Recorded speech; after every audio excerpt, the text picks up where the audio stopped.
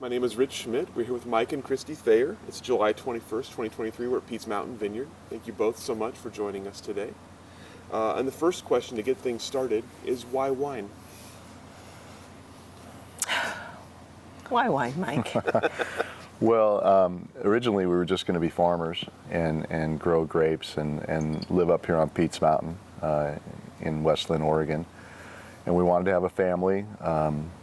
We got married 25 years ago, and we were just kind of charting out our path for as far as having a family and what we were going to do. And growing grapes, living on some property was a real appealing to what we wanted to accomplish in raising the family. And West Linn also was a great area for us as far as the schools. Wilsonville, West Linn, really great schools. And so we both grew up in Oregon. Kristy went to University of Oregon. But the high school is now called, it was Wilson High School. Yes, Wilson High School, which is now I.W. Wells. But yeah, we're both from here, and it was important. We wanted to raise our family here and stay here, and Mike was Sunset High School. Yeah, and along with that, our parents were here, and so we thought this is what we want to do and continue our family with, hanging out with our family and just being together. So we'll come back to that, and let's back up a little bit first. Kristy, we'll start with you. You mentioned growing up and going to Wilson and then U of O. Tell me about sort of your path and what you studied and what you did after graduation. Right. So graduated from Wilson High School, went down to University of Oregon, followed my older sister down there. She was 2 years older. And I graduated from the School of Journalism at University of Oregon and majoring in, or focusing on advertising within the School of Journalism. But after that, I worked for a property management company, Trammell Crow, and did that for several years. And so didn't have anything to do with wine, during my studies there or after I graduated, except enjoying wine with friends. That was about the extent of the wine interest in college. And then so I graduated in 1992, and then Mike and I met in 1994. Yes. Best day of my life. I'm going to come back and ask you how you met in a second, but Mike, why don't you pick up the kind of early story for us? Tell us about your growing up and education. Well, grew up in Beaverton, Sunset High School, graduated in 1981, and then graduated from University of Oregon in 1985. I was a history major at University of Oregon, liberal arts. Was in the Phi Delta fraternity down there, and just had a really nice experience at Oregon. One of the first things involving wine, if you were to ask me that question, it would be joined this fraternity, and it was a small fraternity, the Phi Deltas at the time, and they were kind of reorganizing, coming back onto campus. And there were about 18 members in the house, so it was very small, and about half of them were from San Francisco. And so this was right when, a lot of things were happening down in Napa and Sonoma. It was kind of a new revolution down there for the industry in California, I believe. And we decided to have this house dance, and we did a wine stomp.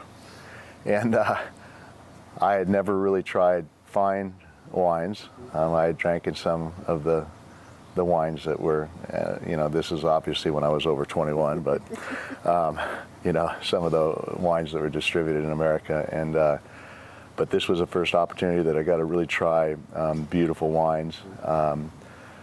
We did, but they were kind of sophisticated, those folks from San Francisco, and there weren't a lot of wineries down in at the time. I mean, it was just a growing industry, and so one of the bottles that I remember we purchased through the wholesalers was Silver Oak, and so that was really neat to experience that. But I will say Adelsheim, I believe it was a Pinot Gris, got into the mix on the white side, and I just really enjoyed that, albeit, wine is something, at least from my experience, and then also dealing with a lot of face-to-face. We interact a lot face-to-face, Kristy and I do, with our customers because of the nature of our business and being really small and self-distributing. So, it was just, I thought these are really nice wines, and, it's something that I probably would enjoy as I get older. And as I've gotten older, I enjoy wine more. You know, back in college, you know, we drank beer too, obviously.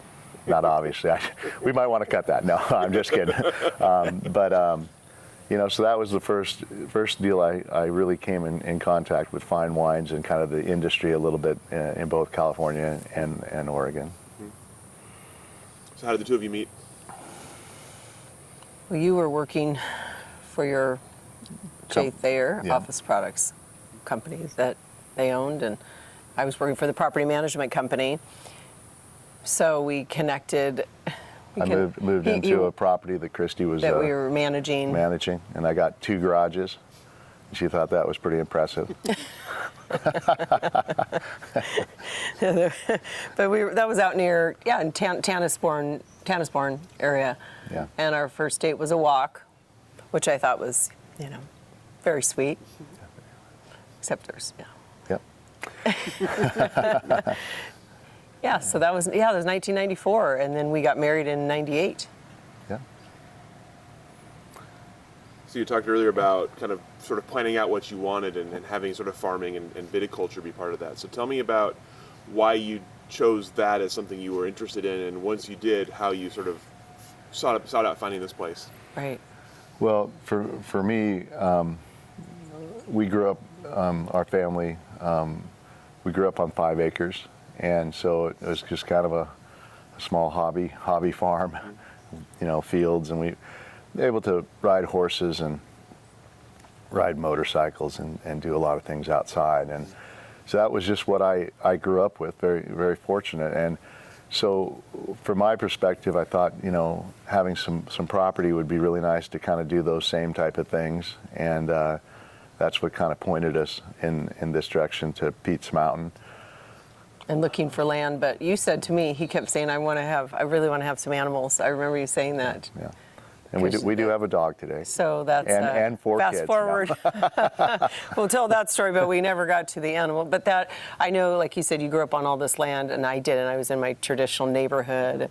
So I said, well, you know, sure, as long as we're close. That was the other thing, this proximity. I said, I'd love to be on land, but I also don't want to be way far out where we are out of touch and cannot see our friends and family. So I wanted to be close enough, but feel like you're far away. So this area is, I think, appealing for that reason. You're 5 minutes to the bottom of the hill, but you also feel like you're out in, you know, wine country. Or the other thing in growing up in Beaverton at Sunset High School, you know, we were really in the flatland. You know, we were down right at sea level, and the 5 acres was flat, and so, you know, we'd sometimes go up to Skyline, like Skyline Burgers and stuff on the way into Portland, and the views up there were really pretty. And so I thought, you know, that's something that would be really nice. I dreamed about someday having a place that had a view and was up a little higher. So.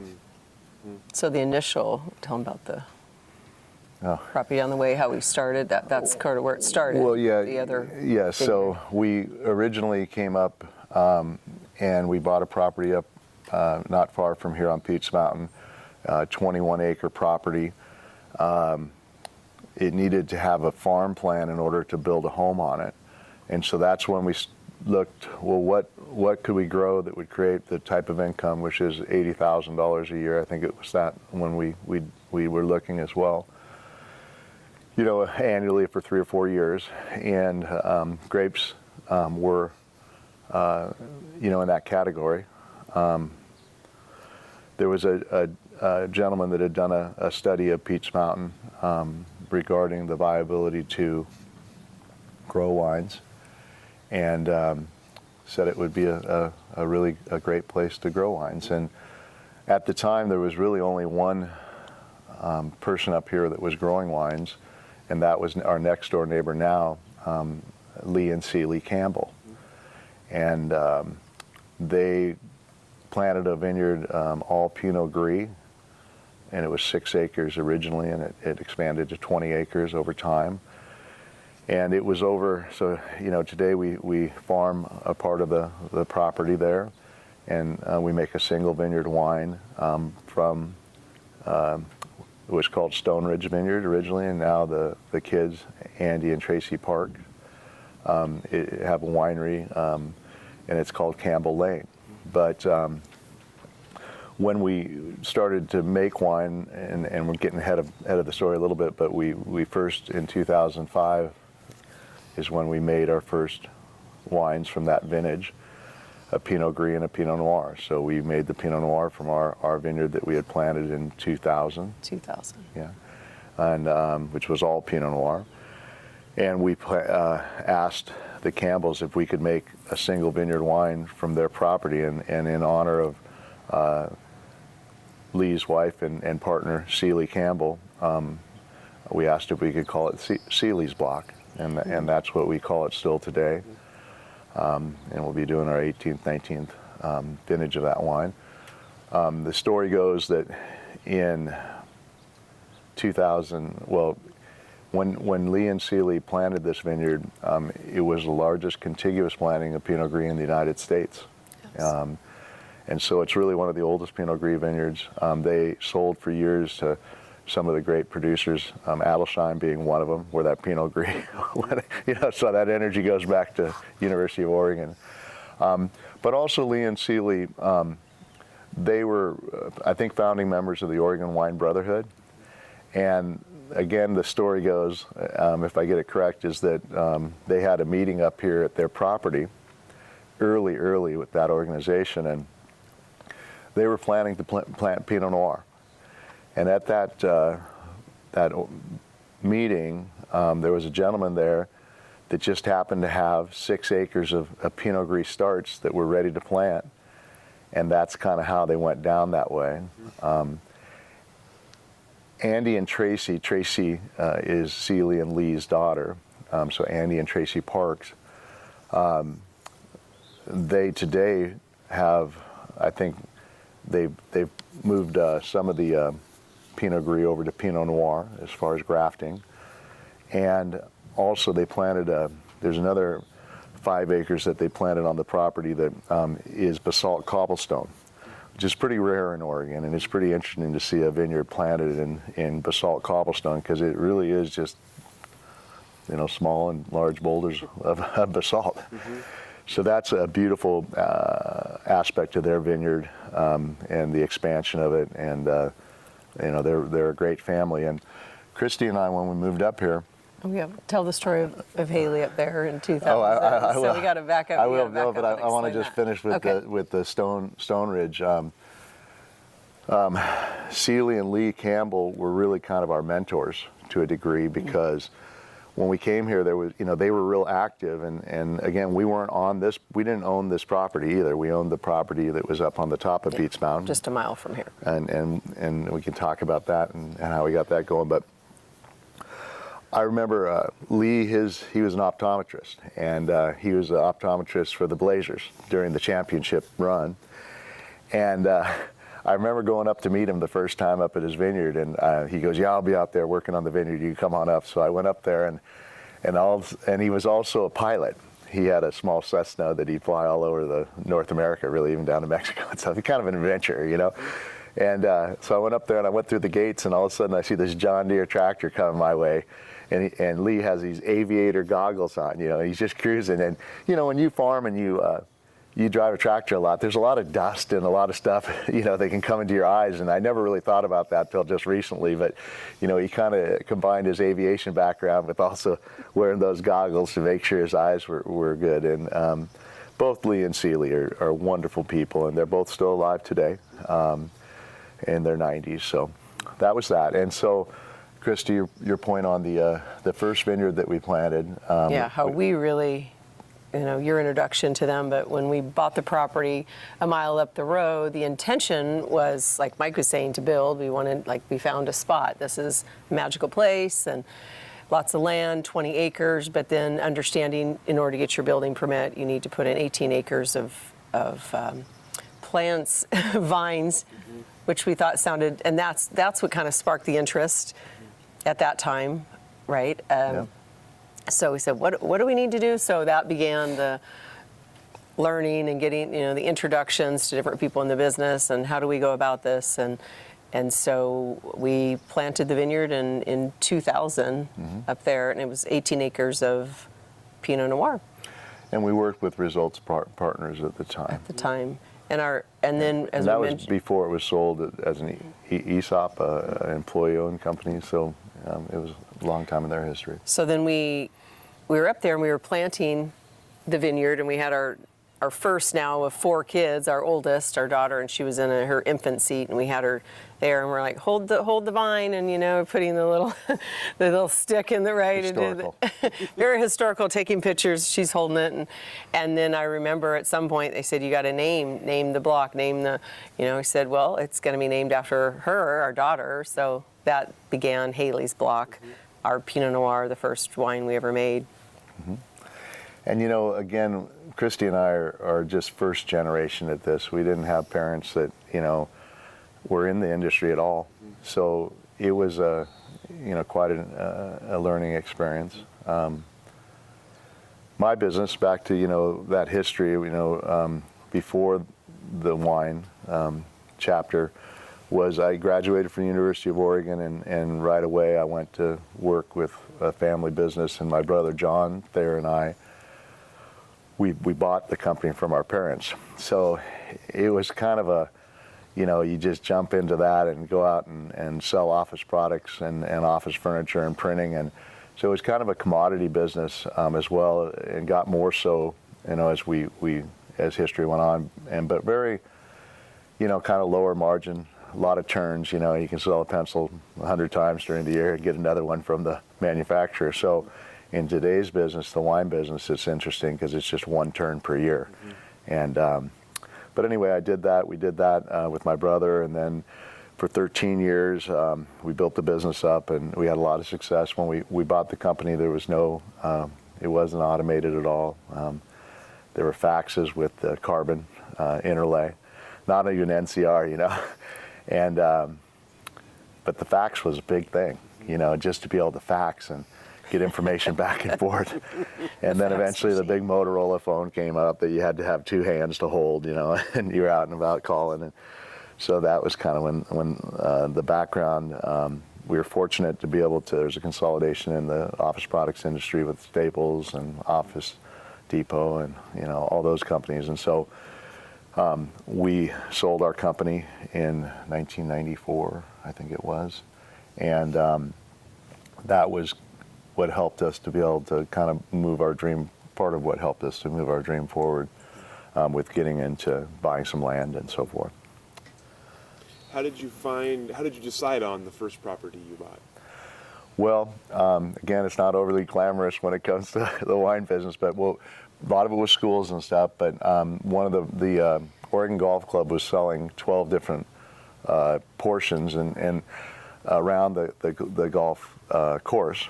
And that was in '92 that the Oregon Golf Club was founded. And then they did those really big tournaments, Jacobson's parties, where Peter Jacobson, he designed the golf course, and he knew Arnold Palmer really well. And so all these big names came up to it, and so that was the first time I was on the property, was just as a spectator, walking over to watch on the 3rd and 4th hole of the golf course. And so, and Kristy and I enjoyed golf, and we thought that this might make a good situation. And that's where the study was done by the Japanese owner to see what the viabilities were to on this land around there, so people could develop farm plans and then build homes. At the time, the Japanese owner, he was a young man, they wanted to lease the land to the participants for like 50 years, and then after the 50 years, they'd take it back, because that's how they do it in Japan. And it really wasn't probably the proper concept for America in owning the land, and so forth. So eventually they developed it and sold it in parcels, and we were able to buy one of those parcels from John DaCosta. He was a realtor that really oversaw all the development there and selling all 12 lots. And in return for him doing that, he got this one lot that was a kind of really nice lot. Mm-hmm. And then he decided he wasn't going to do that, be a farmer, and he put it up for sale. I don't even know if it was really ever listed, and we were able to purchase that. And so that's how we got into the business. The soil types in Oregon, there's multiple soil types, 12 primary soil types, and That was a sandy loam, volcanic soil at the top. This particular property, which is only, a mile and a half from there, 2 miles, well, about a mile and a half, is Nakai soil. Much rockier soil. Not ours now. The current where we are, vineyard yes. and location where we, for the last 14 years, we've done our business and planted a second vineyard up here. So the first one was up on the Oregon Golf Club, and this is the second one. So we planted we're real close to 50 acres of grapes on Pete's Mountain. They've all been Pinot Noir. They've all been French clones, with the exception of one clone from Switzerland called Wädenswil. And that was kind of the evolution of the farms. And then, as it turned out, after our plan was to build there, and we ultimately, obviously, we didn't build there, but we planted, like Mike was saying, the entire vineyard and kept that. Did our first wine from that vineyard. But once the vineyard was planted and we saw the area to put the home, and we designed the home and all this, and our daughter's getting a little bigger, we're like, is this our spot? We love the vineyard and this now, but is this where we want to build and be right here in the middle of? We tried a double take on ourselves, because are we going to ride our MX bikes all around this vineyard? The people are out golfing, and yes. do we want animals? And really the plan on the property, we had to build, this big, large vineyard in order to do it. And so we just kind of, we were moving ahead pretty good. But there was this sign up on Schaefer Road and Pete's Mountain Road, and it was pointed down this way to the south. We call this the south slope of Pete's Mountain.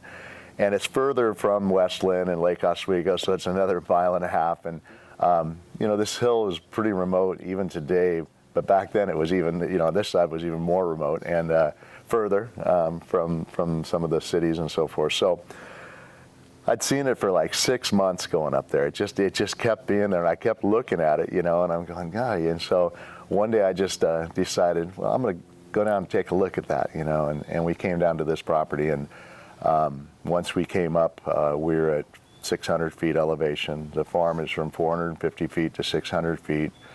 All southern exposure, Nakai soil, and it used to be a horse farm, and it was a horse farm when we came up, and we just 20 acres, same thing as the other. Yeah. But you were attracted also by the multi-use here, not being so restricted to having all vineyard in your house in the middle. That was appealing. Yeah. And so that's kind of what happened there. I want to back up to the first property for a second. You mentioned obviously a learning curve. This isn't your viticulture is not your background. So tell me about laying a vineyard out, planting a vineyard, and then having a vineyard to deal with.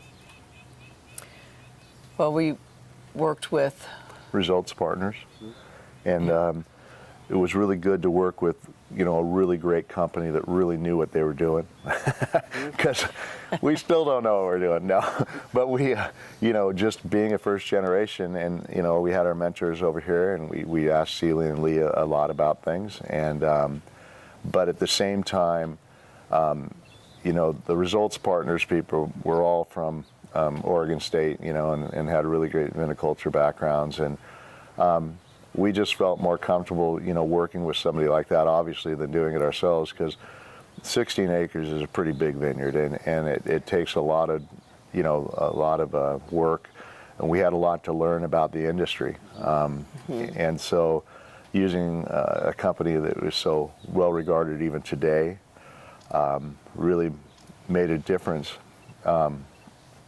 They also helped us a lot with the selection of clones. French clones, which we planted 6 different French clones. There were some areas of the vineyard that were a little bit in a valley, and so they had more moisture would run into those areas. So different types of clones that are better suited for a little bit wetter conditions and so forth. So we started just learning a little bit about how unique Pinot Noir is, and how there's just so much that goes into really farming grapes and growing grapes, and they helped us with the education. And then you realize you have all these grapes, and what are we going to do with all these grapes? Yeah, and that's the other thing. That was a fun discovery. We're like, yeah, but they kind of oversimplified it when we bought the property, right? You well, just we did plant too. them in You know, there. when you're younger, you oversimplify you're everything. dreaming, oh, we'll put a vineyard in. And put a vineyard in. What do we just take on a little bit? You know, and one thing about these clones and clone selection and so forth, we bought these. I forget the nursery that we bought them from, but I don't think I think no. Part of them were from Duarte Nursery down in Stockton, California, yes. But we also bought from a couple local nurseries, and I can't remember the names right off. But that takes me back to Stone Ridge, though, and Seeley and Lee Campbell in that Oregon Wine Brotherhood meeting when the gentleman was there in the early '80s. And said, oh, I've got these clones. And, they just said, well, let's go with Pinot Gris. And I never really put it together until I've been thinking about it and talking with Chris just recently. It's interesting because there probably weren't a lot of access to really great clones, especially Pinot Noir at the time. Could have been why he decided to just pull the trigger and do 6 acres of Pinot Gris and make that change at the Oregon Wine Brotherhood. So that was really interesting. But back to our vineyard, the original vineyard up here on Pete's Mountain. I'm a history major from Oregon, so history is very important, as we know in what we're doing today and what you're doing continuously and your efforts. So I applaud that very much. But the history of Pete's Mountain, and we named it Pete's Mountain, because, that's pretty original. But, the vineyard's often, a little Willamette Valley vineyard, right? Or a sense of the place and where things started and where they are, and also a nod to history, that it is important to keep in mind what, who came before us and how things worked. Well, Peter Weiss his name was Peter Weiss, and when we developed our label, Pete's Mountain, we looked into the history of Peter Weiss. And as you come out of Old Willamette up Pete's Mountain Road here, that bridge over the Tualatin is called Weiss Bridge. And he was actually not born in America, he was born in France, Bastille, France. And so here's a gentleman, a real adventurer, by all means, because he came over. Our history shows that he came out on the second Oregon Trail from Missouri. And he came to Oregon City, the Oregon Territory capital, and our government was trying to really get this land from the competing French and Russians and so forth. And so he got a donation land claim. And behind us here, across the river, is the Oregon Territory, Clackamas County, and most all the folks settled on that side of the river, on that side of Oregon City, so that they could bring eventually their goods down below the falls to get them into commerce and down the river and into Portland primarily, I guess. And that's where it was flat, really good farming land. And so most of the pioneers at that time, got their donation land claims there. Well, he wanted to be up on Pete's Mountain. And I think about that, right, from a historical standpoint. He's come all the way from Europe, and then he's got that last mile or two, and he decides to come up here and where there's just spring water. They didn't have wells at that time. This is all wells up here now. But decided to come up on this mountain, and maybe it's because he came up here and he saw how beautiful the view is. I'm not really sure. But anyway, he came up and they cut down some of the trees. I would imagine some of this was cleared back then because the Indians, I'm sure, lived up here, and for game and hunting they cleared. But this was when the sawmill down in Old Willamette above the falls was a big concern and for building out the area. And so they cut the trees, cleared some of the land, and then, believe it or not, they dry farmed like we dry farm grapes today. And they dry farmed potatoes and wheat, dry farm wheat. So that history really ties out and back to France as well, because most of our clones are from France. We grow French grapes, and our direction in Oregon and what we do here in Oregon is so tied to the French wine history of 100% varietals and so forth. So it was really kind of cool that we were able to honor him and on the label, it says, you know, oh, the day when you could go up to the top of a mountain and claim, you know, look out over the views and claim your own plot of land. So we honor the history quite a bit, and so that was an important part of getting going.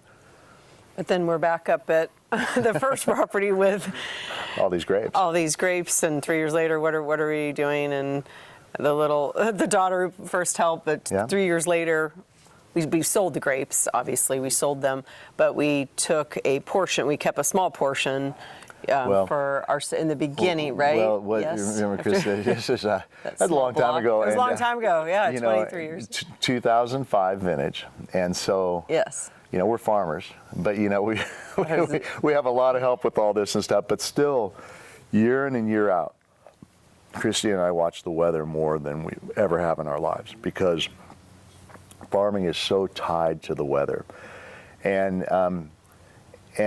the first vintage in 2005 was one of those lemons, we're going to make lemonade.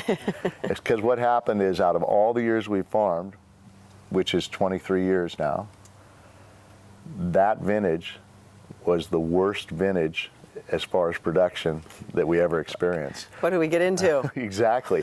So we had this big vineyard, and farming was about half as much then as it is today, but it still cost us a lot of money for us to grow these grapes. And our expectation was, one, we have to find somebody to buy these grapes, which is still an issue for farmers today, you know, especially with so many small operations and the way it works with wine, you know, making wine and single vineyards, but also, you know, there's just a lot to it. So we only had just a very small amount of grapes. I think we only got about a half ton per acre, which is it's like 7 or 8 tons. And so it was like, well, we still haven't established really a connection to sell these grapes, and what do we do? But really, out of times in your life where things are really difficult, not going how you would expect them to go, those are some of the most important pivots in your life. And so you went to the garage and maybe bottled it. No, that was the year before. Well, that was a different story. But we did make wine one year, and so we would understand the process and everything. And that is a good story. A lot of stories. So we have so much time. Yes, that's right. And so, but this is where really you fall uphill also. And the owner of Results Partners, and his name slips me right now. I wish I had that. And he was the one that really made Results Partners, and then sold it. Kevin. Can't believe I remember that. We're not sure. Yes, moving on. But he was also very involved with Rex Hill. Yes. Kevin Hart. Kevin Hart. Okay.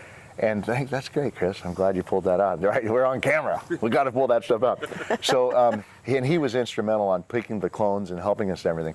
But he also knew this young, strapping lad from Germany and in Europe and French educated, named Laurent Montalieu.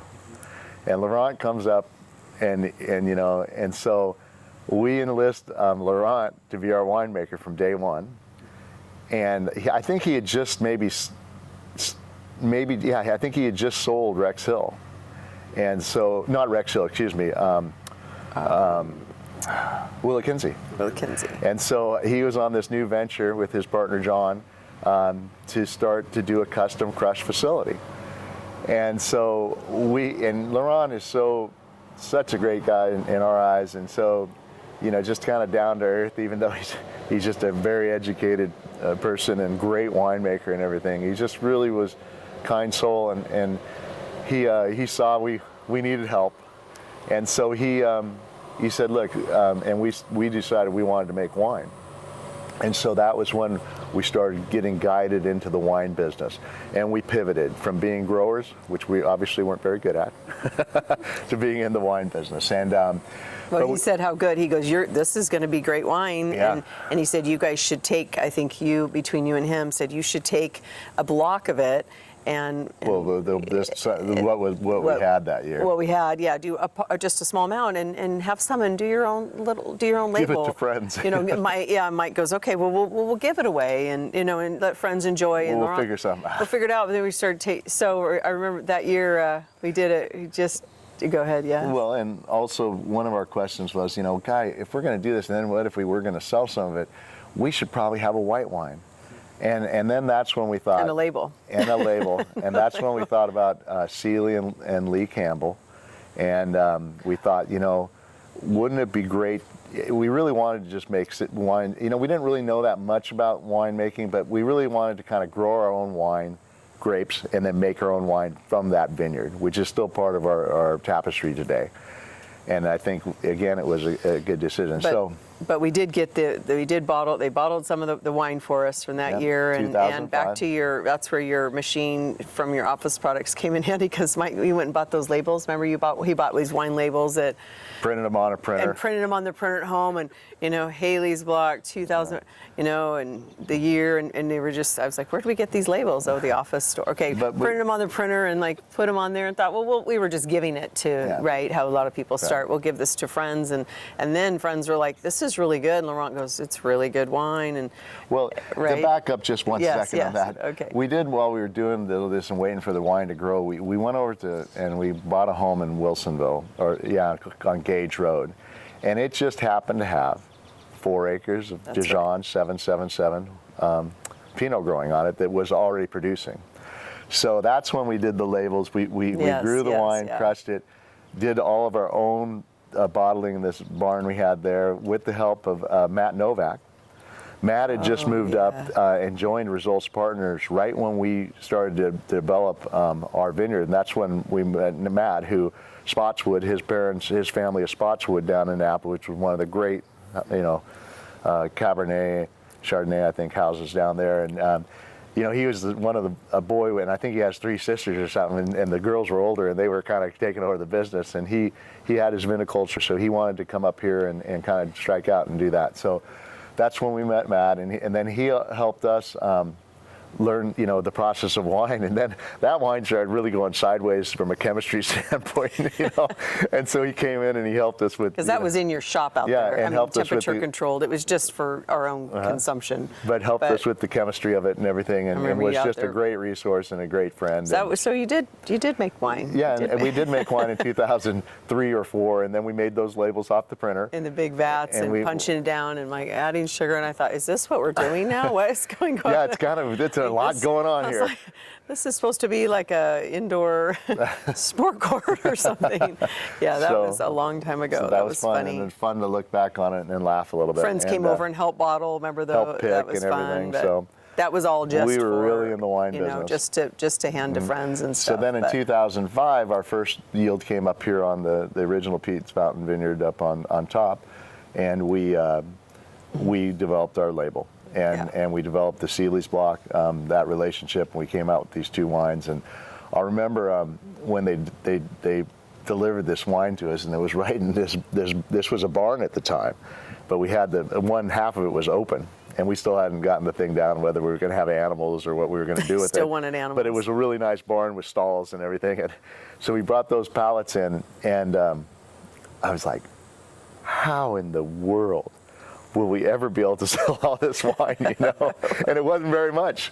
What are we doing? And so that was a fun day. And so anyway, that's how we got into the business. It wasn't really because we were, we're going to do this, we're going to do wine, we're going to be, We didn't seek it out. Yeah, the energy it found us. It really did. And we're very much a couple that we look to the energy and maybe sometimes oversimplify decisions based on what comes into our lives, like Lee and Seeley and like Laurent Montalieu. And Laurent has always been really one of our mentors, because he just really stepped in and helped us from day one. And at the end of our story here, you're going to see this full roundabout on energy and stuff with Laurent that's going on today, which is just amazing, really. I get goosebumps. When I get goosebumps when I talk about my family, our family, Kristy, and when I talk about our wines. So I don't know where that comes from because I don't really get that golfing or, stuff like that. So, I just have convinced myself this is good.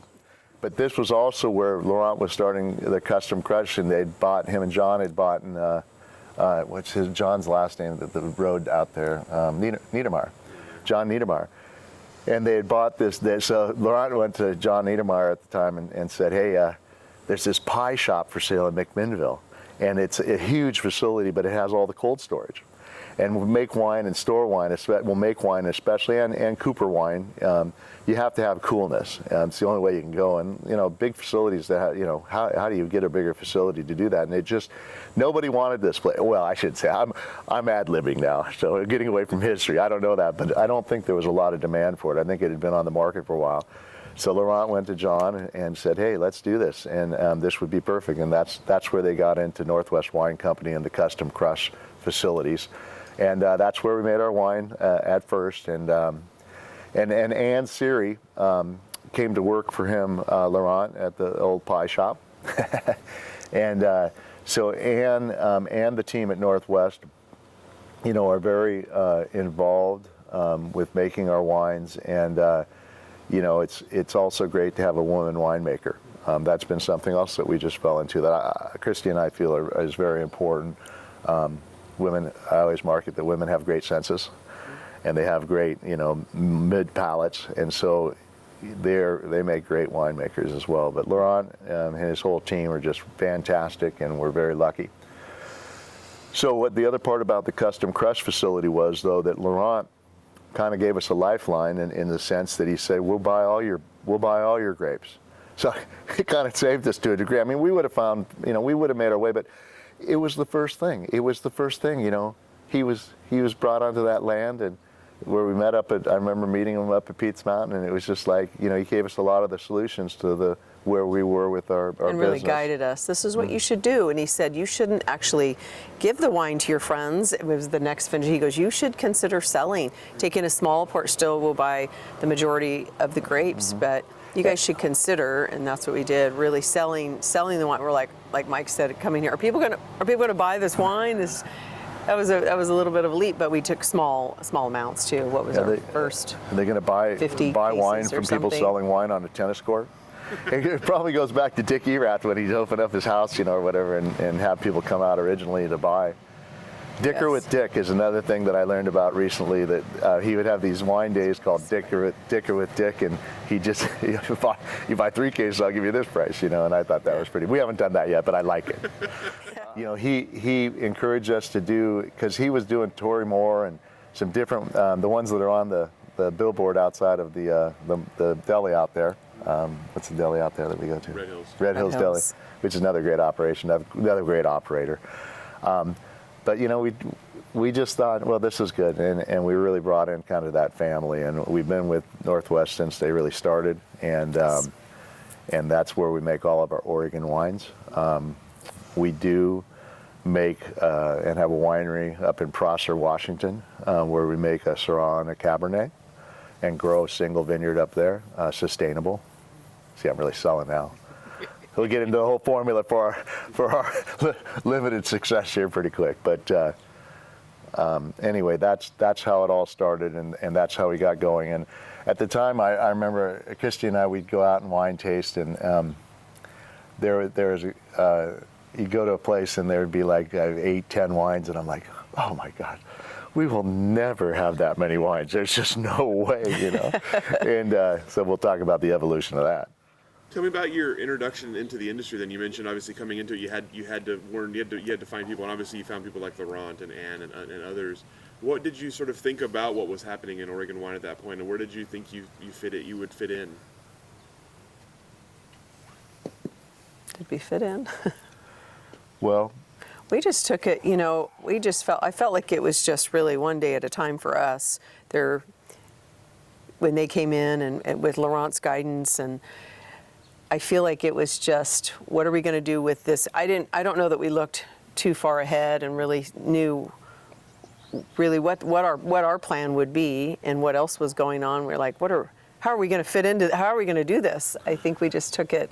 And I think we looked at other farmers and growers and producers and how they did it. And one of the things I guess that struck us a little bit, I would say, is that how simple a lot of the places were that were selling wine. It wasn't, and we never went to Napa or Sonoma.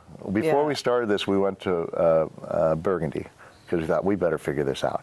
And we came away from Burgundy saying, I don't know. Burgundy is like the structure and the way that they classify land and everything was just, it was like, holy moly, it was hard to understand that, especially coming in as a But we did, newbie. like what Mike said, we did go around to the smaller, wineries, looked at the vineyards to see how are people doing this and, on site like that, and how would we, so we were just, it was a little overwhelming, I think, but also we knew we could kind of take it in increments. We didn't have to go big so fast. There was that possibility out there, but it felt there's a lot to learn, but also approachable, because with Laurent said you can have like 50 cases this year, maybe 100 cases next year. He allowed us to do that and have that flexibility. So we go out and go visit the small wine tasting rooms, like, okay, so this is how we would do it. This is, so. And there were those places out there that they really just opened up one room in their house, even in their garage. And compared to Burgundy, this was very different. And we thought, well, we have a tennis court. We can do this. We can. Well, exactly what Mike said. We said, well, we have a barn that was supposed to have animals, but never had animals. So the very first thing we did when we did get the wine, we weren't open for, had opening hours or anything. But it's like, that was so long ago, but people would reach out or want to know about the wine. And so we'd invite them over here to the barn, and Mike or I, both of us, and then you a lot, would sit there with them. It ended up being like a group of 4 or a couple or something. And we sat there for 3 hours and trying the wine and talking about the wine. And as that kind of got busier, I said, this is kind of hard to make all these appointments. And it's, we're like, maybe we should think about like just being open for a few hours, and then people could just come. And well, how do people do that? How do we do that? And then we took out the stalls in the barn, opened it up made it it's a nice craftsman building, and built a wine bar in there with a local gentleman named Paul Wall, who just is really great with wood, and got like 7 types of different local woods in there, but it's very eclectic, It's not, just we had an architect come in and design the whole thing. We just kind of did it. It just happened organically. Yeah. And then I think that was in about 2010 that we started receiving people up here on Sundays from noon to 5:30, and we were having kids at the time, and so we were very active, and we tried to be very active in our kids' lives and their schools and all that, all their sports and everything. So that took a lot of energy. The other piece is that we did have other investments that allowed us to kind of walk as we went, so we didn't have to just solely, run on what we were doing in the wine industry, which was really fortunate and a benefit to us for sure. But then in about 2014 or 13, we opened up just this area right here on the tennis court. Mike goes, we should maybe offer an outdoor area. Because of the views. And so a small area fence in there, and then kind of created a small area here, and this was still a big tennis court. And took down half the fence, this big green fence that went around half of it. And then we set up right here, and we started being open. And the reason why we were open on Sundays was partly because of our family, because all the sports and everything go all the way through Saturday. Now it goes through Sunday as well, but we're really busy during those times, and we didn't want, having people up to your place every weekend was something that we weren't used to. And also raising a family, it was a little bit different, but it was how we felt we would walk forward. And Oswego Hills, our friends over there, great people, they had started Oswego Hills. They were really the first ones to really kind of do it so close to the metro area here. And they were open that day on Sundays, so we thought, well, why don't we try to just be open at the same time? Maybe we could create some synergy, and that's what we did. So we've been open for 5.5 hours a week for the last 10 years. That's it. That's all we are, though. Except this summer, we started to be open on Friday nights in the summer. Just For a few hours. through August. So it was kind of a new, the next little step, because our kids are graduating now and we're going to be empty nesters. And we thought, well, this college isn't going to be cheap. We better figure out how to sell a little bit more wine. Oh, brother. Well, there's always that practical side. Tell me about as that happened. Tell me about the sort of the hospitality you were going for. What was the approach when people came up here, and who did you find coming here to buy your wine? I feel like in the beginning, the approach was, well, at first we thought, is anybody going to come? And we were worried about that. And then the first day, you're like, there's people here. This is amazing. They came. This is so exciting. And then years later, you're like, oh my gosh, we're so busy. But that first day, I remember we were just so excited. Like, people are here. They're here to see what we're doing and hear our story and try our wine. And I remember that was so, so exciting. The approach, we kept it very intimate, I think. It was just Mike and I, just visiting with them, more Mike than myself, just dealing with. And it was just a lot of one-on-one, and people would stay. And that was so we had a very small area of that indoor space, and then again offering this outdoor. And we found a lot of it was just local people around here. Like, we wondered what you guys were doing up here, and we kind of saw that this vineyard, and so we found that it was a lot of local people. I think in the beginning, right? Yeah. And we never felt like, we always felt like there's all these really great wineries in Oregon and all this competition, in Dundee and just, we were first generation. We really didn't know, I'd never worked in a tasting room, and Kristy never worked in a tasting room, so we really didn't know really quite how to act, but not act, but how to perform. But what people expected, like what do people expect, and how do we do a tasting? And when we went out to, sorry to interrupt, but when we did go out wine tasting, both Mike and I came back and we said, well, we know we have the Haley's Block Pinot Noir, and we're offering the Seeley's Pinot Gris. We were like, we need to have more than 2 wines if people are coming, because you can't even offer a flight. Or so Mike goes, but 2's a lot. This is now we have, like you said, 8, but 2's a lot. And I said, yeah, I know, but you really need, everywhere we go, it seems like flights are at least 4. So it was kind of the conversation came of that. It's, if people are coming up, the expectation is you have more than 2 wines. So, this is what would happen. People would come up and we got Pinot, what do you have? Pinot Noir and Pinot Gris. And they'd try them. And then inevitably, the lady would go, the woman would go, well, I really like Chardonnay from California. Yes. And inevitably, the man would say, well, I really like a bigger one. I like a Cabernet or a Syrah. So you're like, oh no. okay, well, we'll work on that. And but the one thing that always struck us, the places that we did like in Oregon in particular, were that they made you feel comfortable, and took the stuffiness and pretentious out of the wine business, because that's not how we are anyway. But also, we're not experts at anything. We try hard, but one thing we do well is hospitality. You're invited to our home.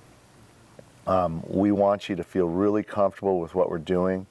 We want you to understand that the wine business, it has a lot. We'll always continue to learn, always. But on the other hand, there are some simple things about it that are, we've broken down, and what we try to explain to people are we can do it in one wine tasting, and really share what we think are the most important things if you're out sampling wines and trying wines, or you have a sommelier in front of you at a restaurant or whatever. And there is some simplicity to it also. And also, we make the wines we make and grow are really premium value. They just are. We don't use any wholesale, so we're really eclectic in a lot of ways. This year we'll sell over 3,000 cases of wine, being open 5 hours a week. And we don't have a wine club, because when you come up here, you're in the wine club. We have pricing on a 6-pack and pricing on a case that you can mix and match the wines. So again, there's as few rules as we can do for you to try and experience any of the wines that you want. And the pricing, you get better pricing than in a wine club if you come up here and buy wine. And so those are important things to us. A lot of people will say, especially maybe in the industry to a degree, well, you should have a wine club. And, we went to Laurent, and Laurent wasn't really one of them. We went to Laurent and we go, Laurent, how are we going to do this? Okay, we were thinking about having a wine club, this was about 3 or 4 years ago. And we sat down and he goes, well, there's a lot to it, and there's a lot of, structure and accounting and all these things. Some wine clubs take credit cards and keep them on file and everything. And then he goes, but I don't know if you guys really need a wine club because you sell all your wine every year. And so he was very kind of mentoring and like a good friend. And so we went away from that. He said, just keep doing what you're doing. So we went away from that, and because we'll see. But the kids are gone now. You never know. Yeah, never say never on that camera. No, but again, we don't use. Other people don't sell our wines. We sell it face to face. And when we started, back when they come up and we had 2 wines, they'd look at you and go, "Where's the Chardonnay? Where's the Cabernet?" It's like, well, we're going to make a little bit bigger Pinot Noir. We're going to have a full body medium Pinot Noir, and we really do. And that's part of the reason, because but that also goes back to how you make wines and the inputs in wines. There's a real, the biggest thing for us is that we want to sell premium value wines. And we want, when people come up and they've never tried a lot of people I don't think have ever really experienced. I mean, maybe I don't want to overstate that, but where you're using the correct amount of the processes to make the wine with great winemakers, and you're using the right amount of French oak. And the French oak is the most expensive input in wines, and you have to be true to that regimen. You have to be true to the, taking your grapes and not manipulating them, doing it as naturally as you can. We are live certified sustainable, single vineyard on all of our wines, which is another part of what's important. We know where the cooking comes from. We know where the grapes come from. We know that's a good start, but it's just a start. Our winemakers are in the vineyards more than most people would think, making sure that these grapes come in, to their facilities, the custom crush facilities, and they have the best products that they can work with. And you take care of the roots, you take care of the vineyard, you feed it, you feed the root systems. All these things are really important. You touch the vine 9, 10 times. And there's a lot of areas you can kind of go a little bit softer on, You can keep the barrels in for 7, 8 years, and some of them might be more, producing a fruit-forward wine. But after 4 or 5 years, we don't use the barrels anymore. And that, a barrel is $1,200, makes 26 cases of wine. These are some of the economics. And then also, we would rather sell it directly and give the value to the customer rather than give it to somebody to sell it for us. And those are some of the simple things that we've come to understand, and is part of the tapestry of our organization. And balanced wine is another thing. When we don't drink a lot of expensive wines because we have 4 kids. That's why we have 8 wines, because we name after our kids, and then we had twins at the end. It just got terrible. we had to keep making more names and everything, and but the tapestry is, and that tapestry creates what we feel is, well, we haven't drank a lot of really expensive wines, but the ones when you do have an opportunity to drink a really expensive wine, balance, the bouquet, the smell, the fruit that you taste on it when you initially drink it. 3 is texture and tannin. 4 is how it finishes. 5 is how it stays on your palate. That's what we're trying to do, is create, and everybody's different. What might be a balanced wine for me, Allison, it's not for you, So it's really an individual thing. We don't judge our wines either unless we're invited to an invitational, and we have a couple of times, and it's turned out extremely well. but we don't judge them because you're here to see what you like and what you feel is what's really important. And again, these are all part of the industry. There are some things we really, really embrace, some things we really try to do in a little bit different fashion. But what we've also found in balanced wine, again, in our humble opinion, because we're first generation rookies, is that, and really our winemakers, Anne and Laurent, and we have another winemaker up in Prosser, they are very good at producing wines that have beautiful tannin and really soft tannin. So this texture, number 3, texture tannin can be dry, it can be chewy, it can be all these different things, but what we want is just emulate with your system and your taste and be as soft as possible and as beautiful as possible. But it also is the most expensive part of winemaking. And again, I'm not a winemaker, but I am a guy that pays the bills too, and that's the one that is hard to do when you aren't selling direct into premium and doing a premium value wine. And so we've just been really fortunate and fallen uphill in those areas to be able to do that. Well, and it is really nice too. You talk about the people that come. I feel like, you go wine tasting and you go somewhere and they only have the flight of Pinots, which we love for our Oregon Pinot Noir, of course, or the Pinot Gris, or Oregon Charts. But people also want to experience in one tasting and go one place and also experience other things. And so I feel like that's really appealing to most people that come here. There's something for everybody that they will like. So, some people are just, I can't do the big reds, I can't do this. We're like, well, guess what? We have, the Gris, the Chardonnay, the Oregon Chardonnay, which is great, and started a rosé a few years ago, which has been, obviously people love the rosé, but the 2 Pinots, Cabernet, Syrah. So it just kind of, there's really is. So it's nice, everybody that comes to visit, they all find something that they enjoy. And it's nice to have that variety. I know that when I go wine tasting, if you go somewhere and you're like, well, what are they known for? And you're like, oh no, I can't, some people, other than a sweet wine, which we wouldn't. Or champagne now. Yeah, but do you have bubbles? We're going to have 10 wines before you. Mike's like. Yeah, what do you like? The other day I had here, face to face. Now, what is you guys' favorite wine? Well, champagne. You're like sparkling. Oh. I'm like, on my heels again, back to Pinot Noir, Mike's Pinot Gris days. So number 9, no. But that's okay because Oregon has the ability to make all these beautiful wines and grow all these beautiful grapes, and it is really that's one of the things, a real highlight to what makes it so special.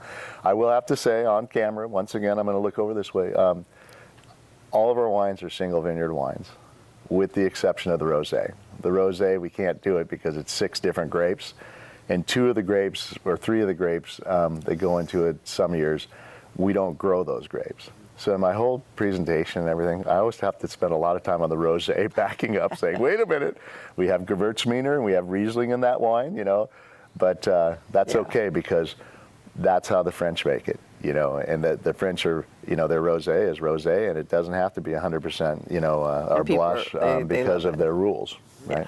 Yes. 100% rules. So one other thing we want to talk about, since we've talked about all this stuff, is that in 2007, we started making big reds out of Washington State and Prosser, Washington. It was Horse Heaven Hills AVA, Destiny Ridge Vineyards. Absolutely, I think Destiny Ridge is now about 24, 25 years old.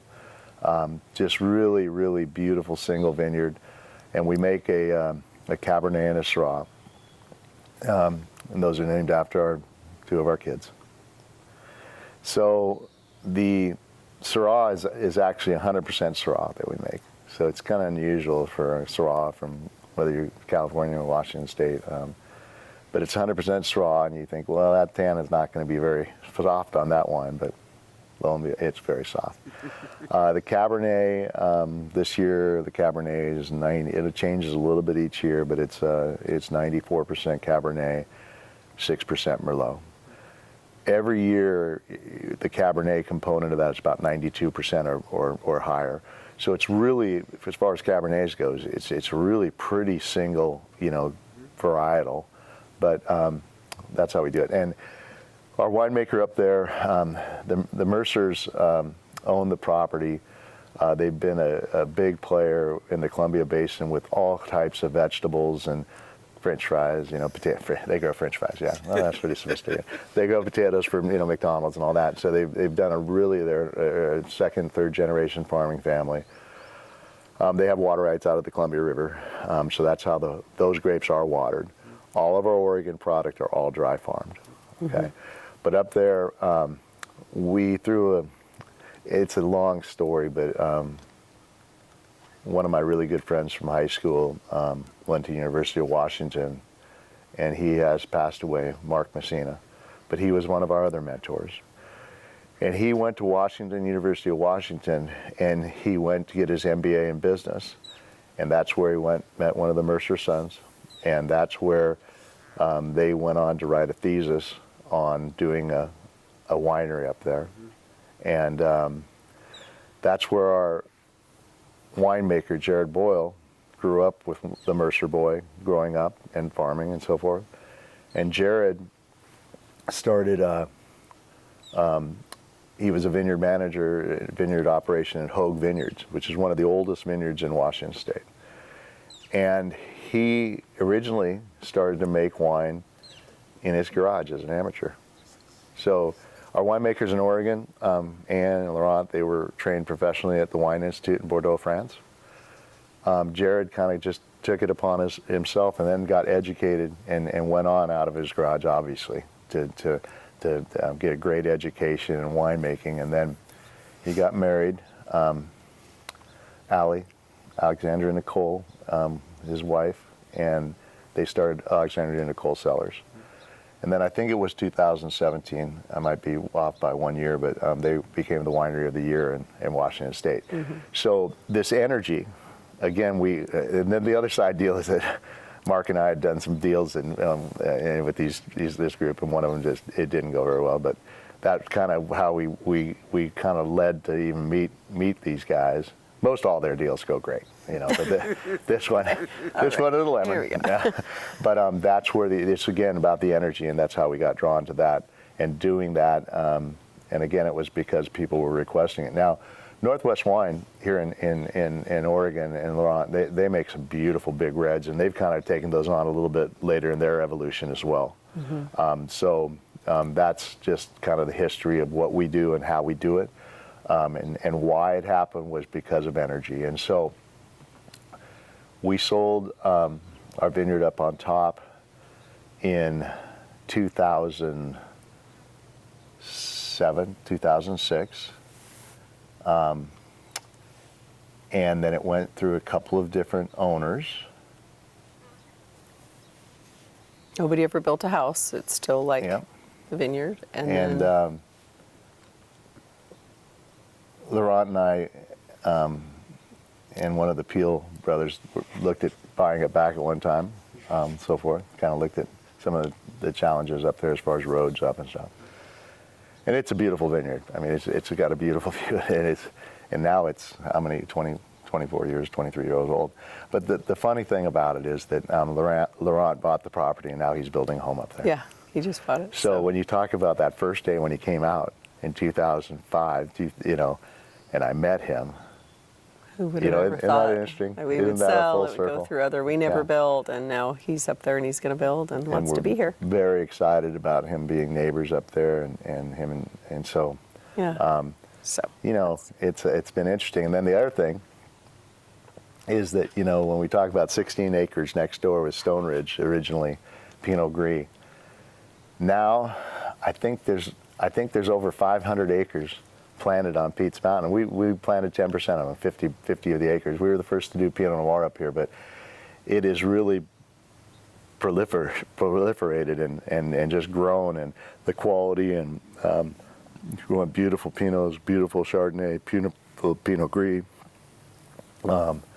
It's a little bit rewarding in that sense because, we took a chance and we didn't know much about everything, but the energy and how we went about it, it's really kind of gratifying that a lot of people are planting up here, and now there's like 4 vineyards up here that are open on the weekends, and yeah, people are able to do the loop and loop around, which is fun to visit all of them, and so. Yeah, one other fun story. Okay. Down, first time we went to Napa was about 2008, 2009 probably. We had pretty much our lineup of 6 wines. We were kind of doing the full bounty and opportunity, with tasting. And again, when you talk and sit across from people for all those years, and I mean thousands of people, and you look them in the eyes and you try to talk about wine, try to, because I have no formal education in wine. We just learned it on the street, kind of, doing it and being in front of customers. And that's what I've done all my life. At my previous business, I was in front of customers. And I remember we went with Laurent once out at the Allison Inn for this trade show, and I asked him to come and join me at wine tasting. I was so flipping nervous because here's Laurent, he knows everything. And I'm like, and just listening to Laurent and how smooth in his approach and how he did it. But it really has been a great experience to be able to do that and create hospitality and do the things that we talked about with the tapestry. And I feel pretty comfortable now, albeit, when somebody, there can still be a question, obviously, that I don't know, and I'll say, I'm not sure on that. And that's okay, because that's how you do it, And then you find out, you learn about it. But when we first went to Napa, I'd heard that it was really big and, a lot going on, and a lot of beautiful places and a lot of caves and just very sophisticated kind of. And I tried some of the wines, Silver Oak originally, and I thought this is going to be really neat. And we went down there, but we really didn't want to go down there. We thought we had enough here in visiting the places here, and then we went to Provence, France also, and just seeing some of the French places. And we felt like, this is really where we are. So let's learn this. And we went down there, and I was really really kind of surprised at that industry and how far it had gotten and how successful it had gotten. Because you go in and they expect you to have a taste. I mean, not all places, but just the standard tastings. You go in and they only give you 15, 20 minutes, maybe even at that, and they serve you a little wafer maybe. And then, out the door through where the purchasing is, and buy your wine, and, and no discounts really, unless maybe some discounts, but, not a lot. And I was really surprised. And I'm not being negative, because on the other hand, we have gone to some of the tastings down there where you pay a little bit more and you really get the first class deal, and you sit down and they might offer some cheeses and so forth. So it's just kind of maybe a more mature industry in regards to how things develop, but also I think because of the demand and the amount of people that come by your place every day, It wasn't like when we had Pinot Noir and Pinot Gris and you're just hoping a couple people will stray up here, But I was kind of surprised by that, and no disrespect at all to California, because they've led the way, and everybody develops an industry and a different culture and so forth. And if we have people just coming up and lining up, maybe we do our drive-through, which has been one of our concepts. It was during COVID. Oh yeah. But to your point, we feel like we do offer the premium, or try to offer this, and we do offer it. An experience. It's a personal experience, and that's why we know people, they do love coming here and they love coming back because they're hanging out. And our staff, we have more here that we always want everyone just to be served, that have a great experience and hang out and don't feel that rush, like here's your out the door. And so, and that's why we do proteins, and charcuteries and so forth, which is ultimately, at the end of the day, it's the union of food and wine, and balanced wine with beautiful food is the nirvana of Oregon wine industry, and hospitality and welcoming people and also helping each other. What comes next for the two of you and for the business? We're going to sell it. No, I just kid. Cut. No. I got kind of a dry sense of humor, so, okay. So anyway. Well, we talk about that a lot, because we've evolved. Everything for us, it's just been such a organic experience, how we've grown our business and how it's evolved. And as we, like Mike mentioned, in those early years, we were so busy with the 4 kids and other investment things we had going on. And as that kind of waned and the business we focused even more on it. And And we're really proud of where we are today and how it's grown. And you know, we talk about that a lot. We sit out on after the wine tastings, we go around back and finish up what's been open for the day, and we talk like, what's next? You know, what is that? And to that point, you know, where we can kind of end it is that where's that energy going to come from? You know, we're looking for it and we're open to it, and so it's kind of an open-ended question, you know. But with Dick Erath also in the interview that you did with him, one of the things that struck me was that as he got older, he kind of realized that these harvests won't go on forever.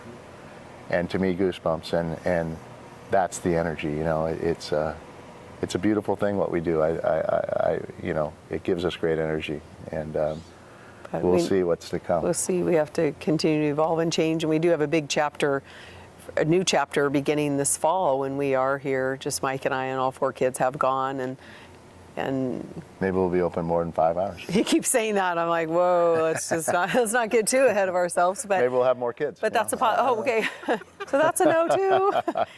But you know, maybe that's that's a solid no. That's a hard no. But you know, we do talk about that. We could be open more. You could do more. You could, you know, the possibilities are kind of endless. I don't think we're not ready to be done, and we love what we offer here. So we'll probably be sitting around during the week. When's Sunday? When are people coming? We're so excited to see people. But also very feel very, very lucky, grateful just to have had this experience. You know, it's been really wonderful. It's been an honor. Yes. Well, wonderful. Well, that's all the questions that I have for the two of you. Anything I didn't ask that I should have? Is there anything we didn't cover that you'd like to cover here today? Would you like to buy some wine? No, I'm just kidding. Yeah. What's your favorite wine? Because we like to give you. On the spot. We'd like to give you some wine. Yeah, we'd like to give you. Give your favorite bottle, because we have something for everybody. That's fantastic. Well, thank you so much, and thank you so much for having us up here on this beautiful day, sharing your story, sharing your space with us. We appreciate this, and we'll let you off the hook. Thank you. All right. Thank you. Thanks, you guys. Thank you.